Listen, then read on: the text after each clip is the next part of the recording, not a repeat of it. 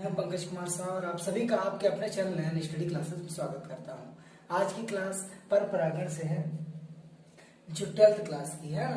पर परागण के ऊपर हमने आज क्लास लगाई है।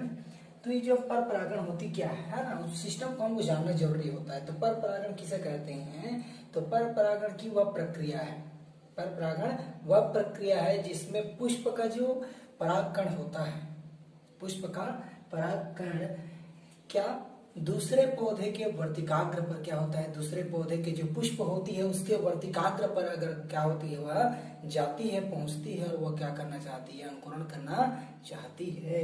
लेकिन वह क्या होती है ना, अंकुरण करना चाहती है। तो उस पूरी प्रक्रिया को क्या कहते हैं? पर परागण की प्रक्रिया कहा जाता है। कि जब किसी पौधे के पुष्प, जब किसी पौधे का पुष्प के जो परागकण होंगे वे किसी दूसरे पौधे के पुष्प के वर्तिकाग्र पर स्थानांतरित होकर, अंकुरित होकर वहां क्या करती हैं, प्रजनन की क्रिया करती हैं। तो उस पूरी प्रक्रिया को क्या कहते हैं? पर परागण की प्रक्रिया कहा जाता है।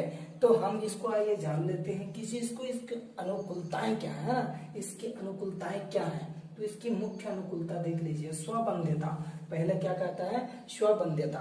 स्वबंध्यता के बारे में हम जानते हैं कि ये जो स्वबंध्यता क्या है, कि पुष्पों की जो परागकण होती है ना, पुष्पों की परागकण उसी पौधे के पुष्प के वर्तिकाग्र पर अगर पहुंचती है, स्थानांतरित होती है। ध्यान से सुनिएगा कि पुष्पों की जो परागकण होगी उसी पौधे के पुष्प, उसी पौधे के पुष्प पर की जो वर्तिकाग्र होगी वहां पर स्थानांतरित होकर अगर वह अंकुरित नहीं होती है ना, अंकुरित नहीं होती है, तो उस पूरी प्रक्रिया को क्या कहा जाता है? स्वबंध्यता कहा जाता है।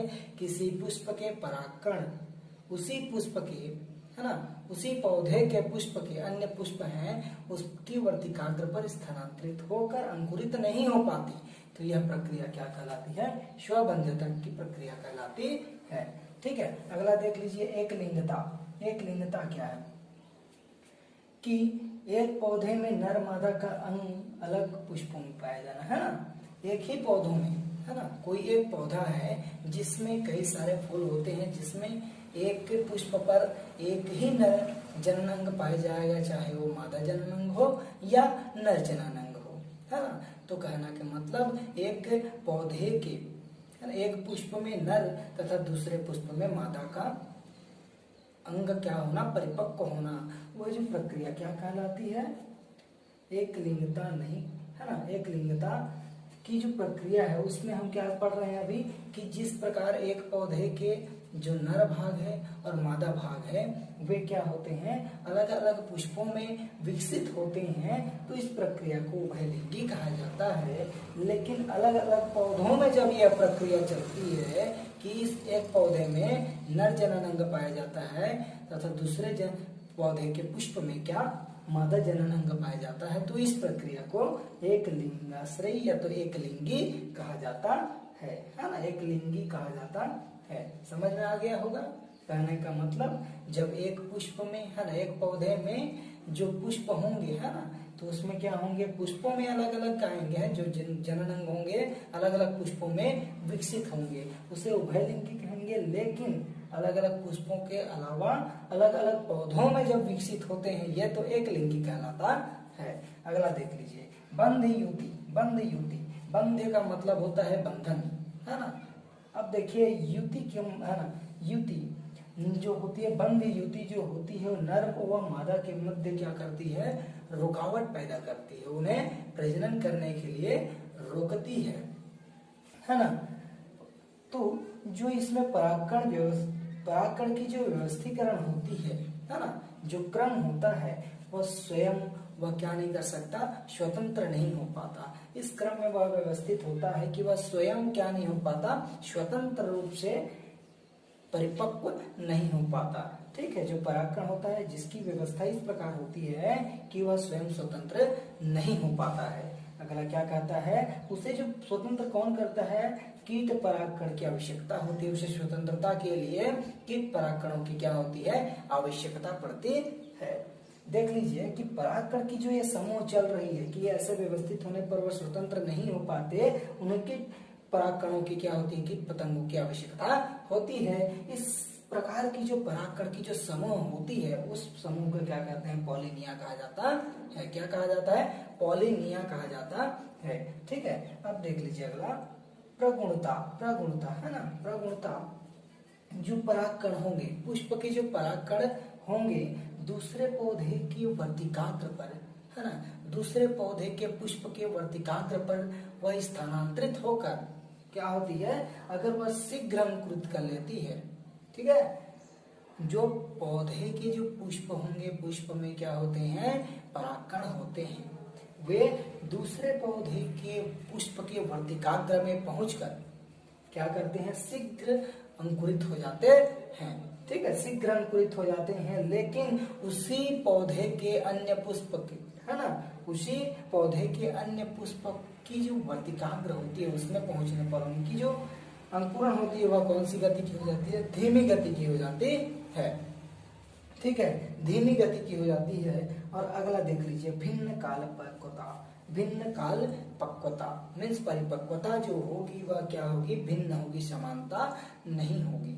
ठीक है, तो पुष्पों में जो नर भाग होती है और मादा भाग होती है वे अलग अलग समयों में क्या होती हैं, परिपक्व होते हैं। इससे यह जो स्वपरागण की प्रक्रिया है उसकी संभावना पूर्ण रूप से घट जाती है और पर परागण की संभावना सामने आ जाती है ना, उसकी जो संभावना है वो बढ़ जाती है। ठीक है ना, जब क्या होती है, मादा जनन अंग किसकी अपेक्षा, नर जनन अंग की अपेक्षा जब अत्यधिक समय ना लेते हुए, है ना, जल्दी परिपक्व हो जाता है। ठीक है, मादा जनन अंग अपनी किसके, नर के अपेक्षा अगर जल्दी परिपक्व हो जाता है, कम समय में क्या हो जाता है, परिपक्व हो जाता है, तो उसे क्या कहा जाता है, स्त्री पूर्वता कहा जाता है। स्त्री पूर्वता कहा जाता है। इसके जस्ट अपोजिट कि जो नर अंग है वह मादा अंग के अपेक्षा अगर जल्दी परिपक्व वह हो जाता है तो उसे पुंग पूर्वता कहा जाता है। यह जो प्रक्रिया थी हमने आज पढ़ा उसको पर परागण की परिभाषाएं और तथा उसकी अनुकूलताओं के बारे में हमने जान रहे हैं, है ना। एक और हमारा जो पॉइंट है वो अगला क्या है, विषम वर्तिकाग्र। विषम वर्तिकाग्र, इसमें जो जिस प्रकार की प्रक्रिया होती है आपको बता दूं कि विषम वर्तिकाग्र कहने का मतलब इसमें 2 या 3 प्रकार के पुष्प क्या होते हैं, विकसित होते हैं। मैंने यहाँ लिख दिया है ना, कि 2 या 3 प्रकार के क्या होंगे यहाँ पुष्प विकसित होते हैं विषम वर्तिकाग्र के अंतर्गत, है ना। 2 या 3 प्रकार के पुष्प विकसित होते हैं। और देख लीजिए इनके जो पुंकेसर होती है ना, पुंकेसर और स्त्री केसर, है ना, स्त्री केसर, पुंकेसर और क्या, स्त्री केसर। ठीक है, पुंकेसर और स्त्री केसर, आपस में इन दोनों की जो लंबाई होती है ना, इनकी जो लंबाई होती है वे क्या होते हैं, अलग अलग होते हैं, कुछ डिफरेंस होते हैं, जिससे लंबाई अलग होने के कारण इनमें स्वपरागण की प्रक्रिया होने में क्या होती है, बाधा उत्पन्न होती है। ठीक है, स्वपरागण की जो प्रक्रिया इसमें नहीं हो पाती। कारण क्या है कि इसकी जो पुंकेसर और स्त्री केसर की जो लंबाई है ना, दोनों की सेम ना होकर क्या थी, अलग अलग है ना। अलग अलग होने के कारण इसमें स्वपरागण की प्रक्रिया में क्या हो जाती है, बाधा उत्पन्न होती है। स्वपरागण की प्रक्रिया से प्रजनन कार्य नहीं करते। अब देख लीजिए पौधों में जो भिन्न भिन्न पुष्पों में क्या होना, पौधों में जैसे भिन्न भिन्न पुष्पों में भिन्न भिन्न प्रकार से कहने का मतलब अलग अलग पौधे, एक ही पौधा है, एक पौधे में कई सारे पुष्प होते हैं, उसमें सभी में क्या होंगे, जो परागकण होंगे, है ना। कहने का मतलब पुंकेसर और स्त्री केसर, अर्थात कहने का मतलब ये है कि एक पौधे के कई सारे पुष्पों में, अलग अलग पुष्पों में अलग अलग प्रकार से पुंकेसर और स्त्री केसर की जो लंबाई है ना, वो क्या होती है, लंबाई दोनों की अलग अलग होती है, अलग अलग पुष्पों में अलग अलग ही होगी, है ना। यह जो प्रक्रिया थी वह क्या कहलाती है, विषम वर्तिकाग्र कहलाती है। पौधों में भिन्न भिन्न पौधों के अर्थात भिन्न भिन्न पुष्पों में जो पुंकेसर पाया जाएगा और जो स्त्री केसर पाया जाएगा, वे दोनों अपनी जो लंबाई होगी उसमें क्या करेंगे, बढ़ाएंगे घटाएंगे। कहने का मतलब इनकी जो लंबाई होगी छोटी बड़ी होगी, लंबाई में क्या होती है, अंतर होने के कारण इसे विषम वर्तिकाग्र कहा जाता है ना। अब देख लीजिए परागण के जो प्रकार है, परागण की प्रकार किस प्रकार से है ना। तो परागण वायु द्वारा भी होती है, परागण जल द्वारा भी होती है और जंतु द्वारा भी परागण होती है। ये जो 3 प्रक्रियाएं हैं उसको हम क्या करेंगे, धीरे धीरे पढ़ते जाएंगे। तो देख लीजिए हमने पहला क्या लिखा है, वायु परागण। वायु परागण, वायु परागण क्या है कि जो पुष्प का जो परागकण होगा है ना, पुष्प का जो परागकण होगा वह वायु के माध्यम से किसी अन्य पुष्प के वर्तिकाग्र तक जब स्थानांतरित होती है, वर्तिकाग्र पर पहुंचकर वहां क्या करती है, अपनी जो प्रक्रिया है वह क्या करती है, पूर्ण करती है, या परागण की जो प्रक्रिया है वह पूर्ण करती है, तो उस प्रक्रिया को वायु परागण कहा जाता है। ठीक है, जिसकी अनुकूलन देख लीजिए किस प्रकार से होती है। तो पहले हमने लिखा है कि पुष्प छोटे होते हैं, इसमें जो इस परागण की प्रक्रिया है उसमें क्या होंगे, पुष्प छोटे होते हैं, गंधहीन, उसमें किसी प्रकार की गंध नहीं रहती, आकर्षणहीन अर्थात उसमें गंध नहीं है, उसमें जो बाहरी डिजाइन है, बाहरी कलर्स है उसमें आकर्षण नहीं होता, मकरंदहीन, उसमें रस नहीं पाया जाएगा। अब देख लीजिए दूसरा नंबर, परागकण की संख्या क्या होती है, अधिक होती है। परागकोश में परागकणों की संख्या अधिक होने पर वे क्या होंगे, वायु में क्या होंगे, फैल जाएंगे, है ना। अब बहुत सारे जब फैलते वक्त क्या हो जाता है, फैलते वक्त बहुत सारे परागकणों का क्या हो जाता है, नष्ट हो जाती है, मृत्यु हो जाती है, जिसमें से बहुत कम परागकण बच जाते हैं। इसलिए उसकी जो परागकण की जो संख्या है वो क्या होती है, ज्यादा पाई जाती है। और देख लीजिए हल्के चिपकने वाले तथा पक्ष युक्त होते हैं, जो परागकण होंगे वे क्या होंगे, हल्के होंगे तभी तो वायु में उड़ेंगे, है ना, चिपकने वाले होंगे। ठीक है, और पक्ष, उनमें क्या, पक्षियों की तरह पंख होंगे, है ना, पर होंगे छोटे छोटे, जिनके माध्यम से वे क्या करेंगे, हवाओं में उड़ेंगे। अब देख लीजिए चौथा, इनके परागकोश क्या होती है, मुक्त डोली होती है। कहने का मतलब जब हवाओं की झोंके चलेंगे, लहर चलेंगी तो वे क्या होंगे, हिलते रहेंगे, मुक्त डोली होंगे, है ना, दोलन करने के लिए स्वतंत्र होंगे, है ना। जब हवाएं जोर से चलेंगी तो हवाओं में ही उड़ने लगेंगी वे परागकोश, जिससे क्या होंगी, जो परागकण होंगी वे दूसरे पुष्पों में के वर्तिकाग्र पर क्या होंगे, जाकर गिर सकते हैं। ठीक है, परागकोश में विस्फोट भी होता है। अगला पॉइंट है परागकोश में विस्फोट। परागकोश में क्या होता है, जब क्या होता है, परागकण जब परिपक्व हो जाता है तो परागकोश की जो दीवार होती है फट जाती है, जिसे विस्फोट कहा जाता है। विस्फोट होने पर वह क्या होती है, जब हवाएं चलती है तो उसी के साथ मिक्स होकर हवाओं में मिलकर वह दूसरे पुष्पों के वर्तिकाग्र तक पहुंच जाती है। ठीक है, और परागण की प्रक्रिया संपन्न करती है। अब देखिए पतझड़ के बाद ये जो पुष्प होंगे वे क्या होते हैं, निर्माण होते हैं, और पत्तियों के परिपक्व होते तक इनमें क्या होती है, परागण की प्रक्रिया समाप्त हो जाती है। अगला है वर्तिका, क्या होती है, वर्तिका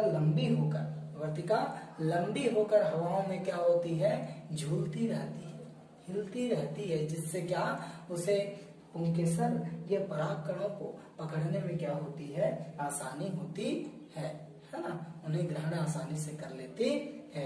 ये जो प्रक्रिया हम पढ़ रहे थे वे क्या, परागकण के प्रकार। परागकण की प्रकार का हमने क्या पढ़ा, पहला वायु परागकण किस तरीके से होता है। ठीक है, वायु परागण के बाद हम पढ़ेंगे जल परागण, है ना। जल परागण आखिर क्या है कि परागण की जो क्रिया होगी वह जल के माध्यम से होगी, है ना। पुष्पों के जो परागकण होंगे वे जल के माध्यम से पुष्प की वर्तिकाग्र तक पहुंचकर क्या करेंगे, परागण की जो प्रक्रिया संपन्न करेंगे, तो उस प्रक्रिया को क्या कहेंगे, हम जल परागण की प्रक्रिया कहेंगे, है ना। तो इसके जो एग्जाम्पल है वेलिशनेरिया और हाइड्रिला। ठीक है, वेलिशनेरिया और हाइड्रिला। तो हम आज वेलिशनेरिया के बारे में पूरी जानकारी ले लेते हैं। ठीक है, इसी को आपको लिखना है, वेलिशनेरिया। ठीक है, यह पुष्प है। तो यह जो वेलिशनेरिया है वह जल के अंदर क्या होती है, विकसित होती है, जल के अंदर विकसित होती है। और इसके जो नर पुष्प होते हैं, है ना, ये तो पूरे जो वेलिशनेरिया को जो छोटा सा पौधा है वह जल के अंदर विकसित होने के बाद इसमें जो नर जनन पुष्प बनता है, या नर का जो पुष्प बनता है, जननांग का जो पुष्प बनता है वह जल के अंदर ही परिपक्व होता है, जल के अंदर ही परिपक्व होता है। जब वह परिपक्व होने के बाद क्या होता है, वह पृथक होकर जल की सतह पर तैरता है। ठीक है, वह पृथक होकर जल की सतह पर क्या करता है, तैरता है।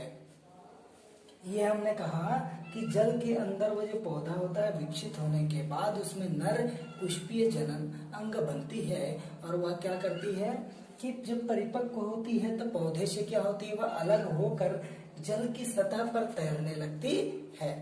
ठीक है, दूसरी बात, जल के अंदर मादा पुष्प का भी विकास होता है।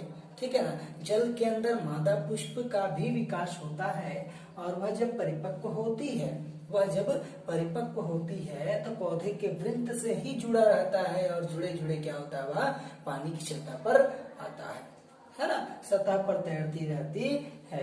अब जब वो क्या होती है, जब परिपक्व होता है तो उसकी जो आकार होती है, उसकी संरचना होती है मादा पुष्प की, वह प्याले के समान होती है। ठीक ना, प्याले जैसी संरचना बनाई रहती है, इसलिए उस पे जो नर पुष्प जब पानी की सतह पे तैरते रहते हैं तो वे क्या हो जाते हैं, उस प्याले में जाकर फंस जाते हैं। फंसने के कारण उसमें परागण की क्रिया होना शुरू हो जाता है, और मादा पुष्प की जो वृंत है ना, जब परागण की क्रिया होती है उसके बाद मादा पुष्प किससे जुड़ी रहती है, वृंत से। वृंत क्या हो जाता है, अब अलग हो जाता है ना। परागण की क्रिया जैसे चलने लगती है तो वृंत क्या हो जाता है, मादा पुष्प को छोड़ देती है, वृंत कुंडलित बनाकर, है ना, अलग होकर वह पानी की सतह पर आ जाती है, मिस नीचे आ जाती है ना, पानी के अंदर आ जाती है कुंडली बनाते हुए। ये जो प्रक्रिया थी वह जल परागण की थी, है ना, जल परागण की प्रक्रिया। ठीक है, अब हम अगला देखेंगे जंतु परागण के बारे में, है ना, जंतु परागण के बारे में। तो किसी पुष्प के परागकण जब किसी जंतु के माध्यम से दूसरे पुष्प के वर्तिकाग्र तक पहुंचकर परागण की प्रक्रिया में सफलता प्राप्त करते हैं, या परागण की प्रक्रिया पूर्ण होती है, तो उसे जंतु परागण कहा जाता है। ठीक है, जंतु परागण, जंतु के माध्यम से परागण की जो प्रक्रिया पूर्ण होना जंतु परागण की प्रक्रिया कहलाती है। तो इसमें हमने पहले लिखा है कि कीट परागण। कीट परागण सभी पौधों में मुख्य रूप से होता है, और कीटों का एक पुष्प से लेकर दूसरे पुष्प तक जाना लगा ही रहता है। तो कीट क्या करते हैं, जब किसी आकर्षक सुगंध वाले पुष्पों पर क्या होते हैं, बैठते हैं, है ना, भोजन ग्रहण करते हैं, उस समय क्या होते हैं, कुछ परागकण उनके पीठ पर या उनके रोए पर क्या हो जाते हैं, चिपक जाते हैं, और जिनके कारण जब वे दूसरे पौधों के पुष्पों में क्या करते हैं, पुष्पों में बैठते हैं, तो उनकी वर्तिकाग्रों पर क्या हो जाती है, वह चली जाती है, पहुंच जाती है। ठीक है, तो इसकी जो 80% पौधों में, पादपों में कीट परागण की प्रक्रिया होती है, चलती है। तो देख लीजिए इसकी अनुकूलताएं क्या है ना। तो पहली अनुकूलता कहती है कि पुष्प आकर्षक रंग का होना चाहिए। आकर्षक रंग का होगा तभी तो कीट क्या होंगे, आकर्षित होंगे तो उस पर आकर बैठेंगे, और बैठने पर उसकी जो परागण को क्या करेंगे, कहीं भी शरीर के अंग पर चिपका कर क्या करेंगे, दूसरे पौधों पर, पुष्पों पर जाकर वर्तिकाग्र पर वो क्या करेंगे, परागण की प्रक्रिया को संपन्न करवा सकते हैं। अगला देखिए, पुष्प मकरंद होना चाहिए। पुष्प में मकरंद होना चाहिए, तभी तो वे जो कीट हैं, कीट पतंग हैं, वे क्या करेंगे, भोजन की तलाश में जब आते हैं तो जिस पुष्प में मकरंद होती है उसी पुष्पों में क्या करते हैं, वे अधिकतर बैठते हैं। अगला देख लीजिए, पुष्प की जो सुगंध है, पुष्प की सुगंध बहुत अच्छी होनी चाहिए। अगला, कुछ पुष्प का पुष्पक्रम इस तरीके क्या होता है कि वह रंगीन भी होते हैं, बड़े भी होते हैं और आकर्षक होते हैं। ठीक है ना। अगला देख लीजिए, रात्रि में जो खिलने वाले पुष्प हैं वे अधिकतर उनकी जो दलें होती हैं वे सफेद होती हैं, है ना, उनकी जो दल होती हैं वे सफेद होती हैं। सफेद होने के कारण रात्रि में भी कीट पतंगे उन्हें क्या कर सकते हैं, देख सकते हैं। ठीक है, अब देख लेते हैं हम साल्विया में परागण, है ना। साल्विया में परागण, साल्विया में किस तरीके से परागण की जो प्रक्रिया होती है वह कैसे संपन्न होती है। ठीक है, कीटों से परागण संभव होता है। कहने का मतलब जो परागण की प्रक्रिया होती है अधिकतर कीटों से ही होती है। हमने ऊपर लिखा है कि 80% जो पादपों में कीटों के द्वारा ही परागण की प्रक्रिया संपन्न होती है। ठीक है, तो देख लीजिए कि बाह्य दल और दल कितने कोष्ठ के होते हैं, द्विओष्ठीय होते हैं। दो प्रकार के ओठ है ना, द्विओष्ठीय होते हैं बाह्य दल और दल।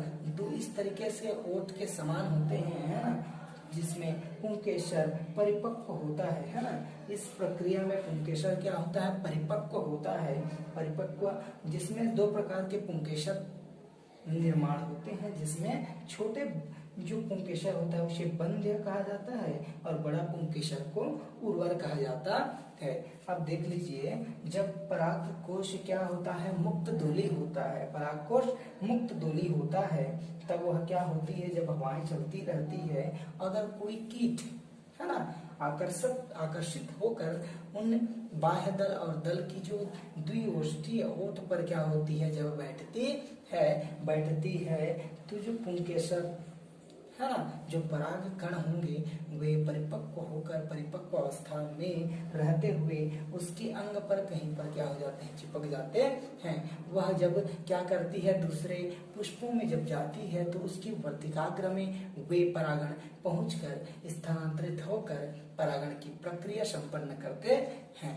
ठीक है, ये जो प्रक्रिया थी वह जंतु परागण की कुछ अंश हमने यहाँ पर बताए हैं। अभी हमारे सामने कुछ और एग्जांपल्स आते जाएंगे, कुछ और पॉइंट्स आते जाएंगे। अब देखिए मदार में परागण। अब देखिए क्या, मदार में परागण। परागण किस प्रकार, मदार की पुष्प में, मदार की जो पुष्प होता है उसमें परागण की प्रक्रिया किस प्रकार चलती है। तो इसमें जो पंचमुखी वर्तिकाग्र का एक मंच पाया जाता है, पंचमुखी वर्तिकाग्र से बना एक मंच के समान बना होता है।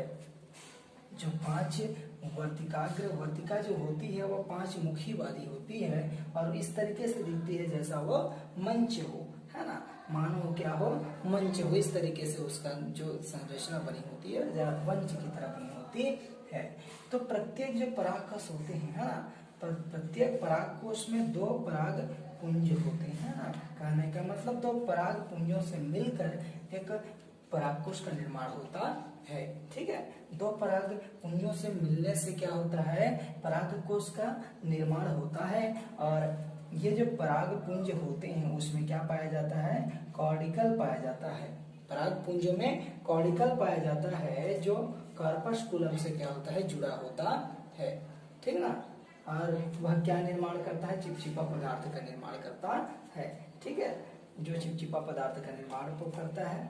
ठीक है, अब देख लीजिए कि जो परागकोश होगा, परागकोश के बीच में आपस में जब परागकोश से एक साथ स्थित होते हैं तो उनके बीच में कुछ स्थान बच जाती है, रिक्त स्थान हो जाती है, अंतरकाशीय अवकाश बच जाते हैं, या हम कह दे तो उनके बीच जो दरारें बनती हैं। ठीक है ना, उनके बीच क्या बनती है, दरारें बनती हैं। अब देखिए जब कीट क्या करता है, आकर उस मंच पर वर्तिकाग्र की जो पंचमुखी मंच है उस पर क्या करती है, बैठती है ना, तो वह दरारों में क्या होती है, फंस जाती है ना, दरारों में फंस जाती है। और अपने साथ क्या कर वह किसके संपर्क में आ जाती है, जब दरारों में फंसती है तो कार्पस्कुलम के अंतर्गत आ जाती है। उसके संपर्क में आने पर वह जब संपर्क में आती है और वह मकरंद हासिल करके मकरंद को लेकर जब वह उड़ती है तो उड़कर जब दूसरे पुष्प में चली जाती है ना, कैसे मकरंद हासिल करने, तो जब वह दूसरे पुष्प में जब बैठती है तो उसकी वर्तिकाग्र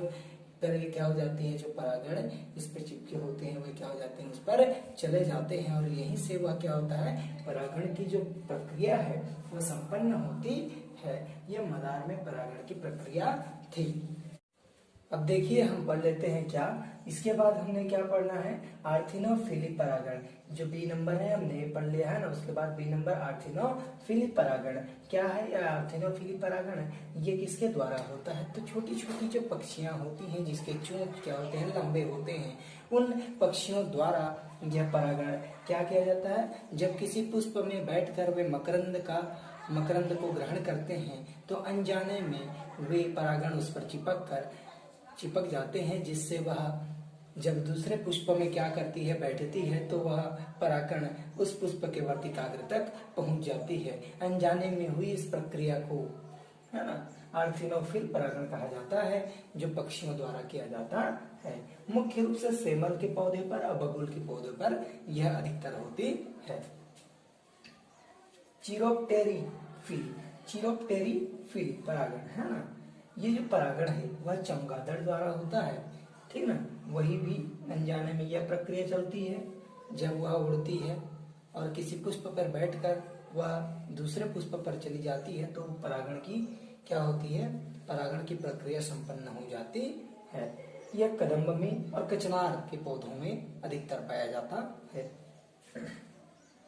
लास्ट है मेलकोफिली परागण आर्किड्स की श्रेणी में यह पाया जाता है ना। जो भी पौधे आते हैं, जो भी क्षेत्र आता है, यह घोंघा द्वारा होता है। यह क्या के द्वारा होता है, घोंघा द्वारा होता है। यह जो है ना प्रक्रिया चलती है वो घोंघा द्वारा। ऐसे कई पौधे हैं जिसमें पादप है, जिसमें जीव जंतुओं के द्वारा परागण की प्रक्रिया संपन्न होती है। जैसे गोल्ड मोहर के जो पादप है, पौधा है, उसमें गिलहरी द्वारा क्या होती है, परागण की प्रक्रिया को संपन्न किया जाता है, पूरा किया जाता है।